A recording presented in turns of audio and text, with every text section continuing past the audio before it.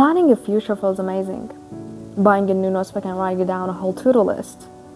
Watching motivational videos, making vision boards, promising yourself, I'm gonna start Monday, everything's gonna change. All of this makes you feel good. It makes you feel like you're becoming a new person. But Monday comes and nothing changed. A week later, you're back where you started. And you know what? You're probably not addicted to social media. You're not addicted to procrastination. You're addicted to potential. And once you understand why, everything's gonna make sense.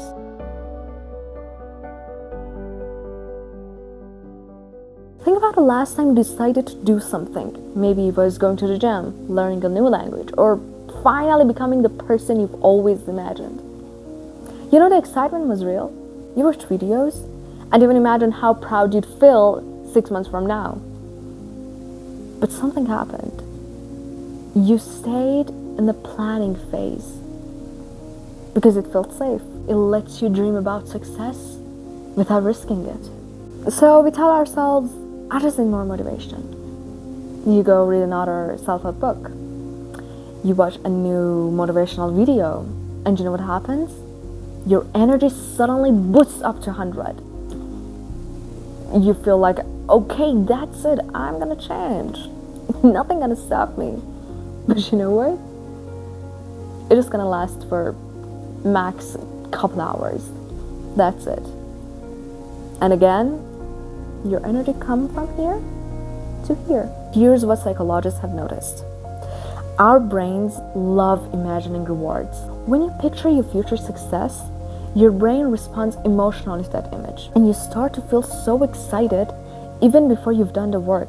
That's why planning feels so satisfying. But sometimes it feels almost as good as making progress. And that's bad.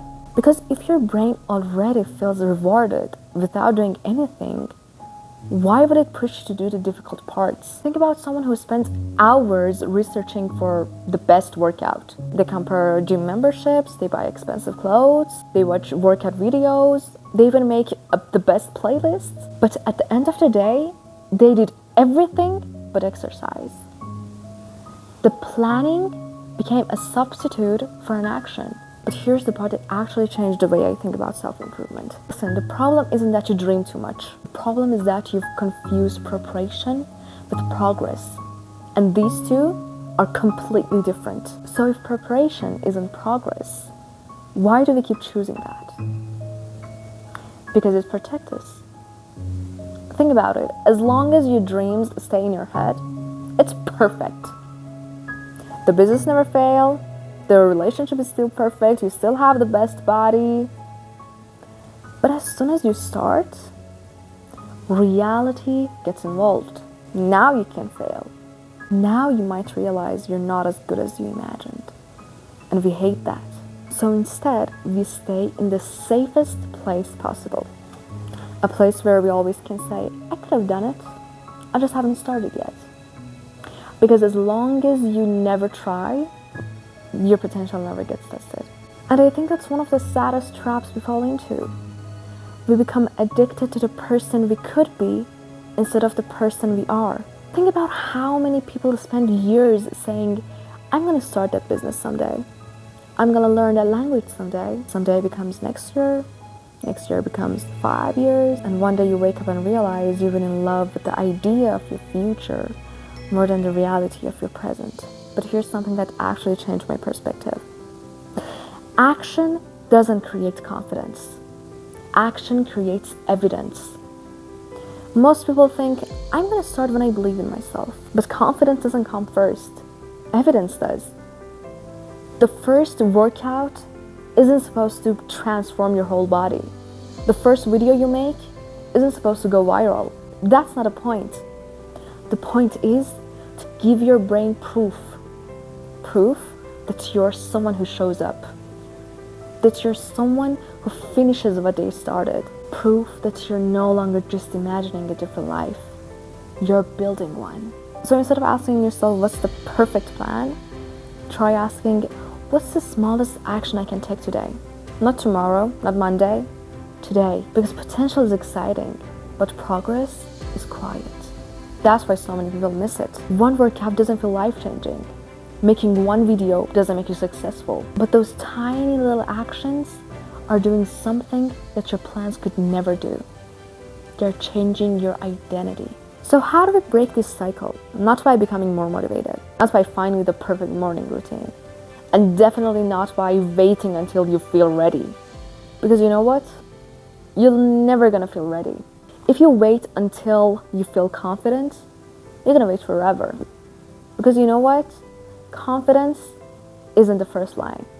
It's the finish line. It shows up after you've done the uncomfortable thing enough times. So instead of chasing motivation, try chasing evidence.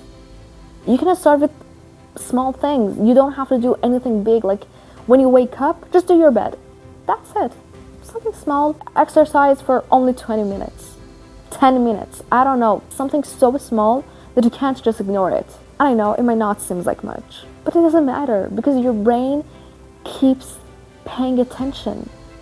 It keeps asking itself, can I trust this person? And every little promise you make and keep them makes the answer a little more yes. There's a quote I love that says, the best time to plant a tree was 20 years ago. The second best time is now. A lot of people hear it and think it's about time, but I don't think it is. I think it's about potential, because every day you spend thinking and imagining your perfect future is another day you're not creating it. Your dream life doesn't disappear overnight.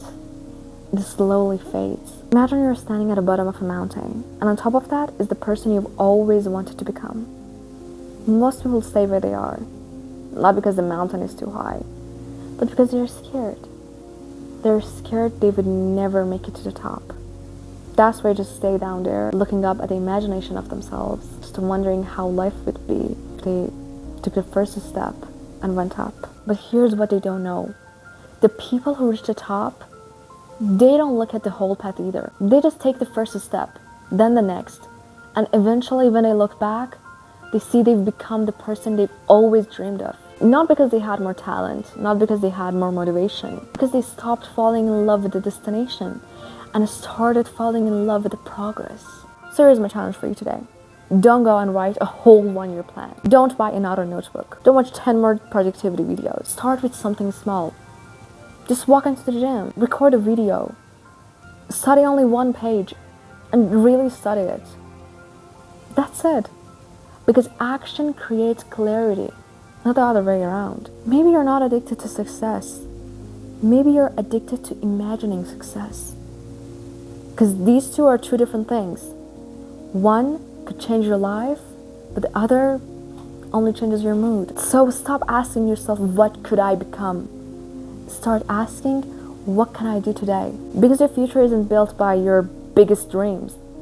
It's built by your smallest actions. And maybe the person you've been waiting to become is waiting for you to just begin. Until then, find your glow.